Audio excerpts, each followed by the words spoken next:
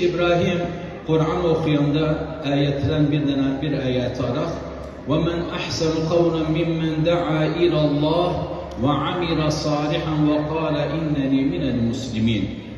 Hasan el-Basri rahimehullah diri eddai ilallah Habibullah. Allah'ın yolunda çağrışan, Allah sever özün. Allah'ın yolunda çağrışan en iyi insandır. Allah'ın yolunda çağrışan Habibullah. Allah'ın yolunda çağrışan Safvatullah. Allah'ın yolunda çağrışan Halifatullah.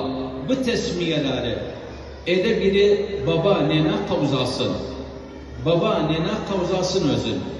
Onun için baba nenenin üzerine mesuliyet çoktur. Şeyh Ammar Allah razı olsun dedi 3 mim mescid, menzil, ondan sonra medrese, hani mektep, yev, ondan sonra cami. Böyle tamam. Üçü de bağlıdır Allah'ın yolunda çağrışmaya.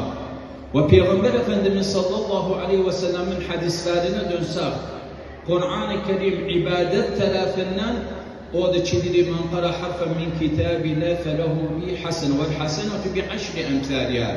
10 hasenat. Ama kıyamet günde de şefaat eder insan oğrusu.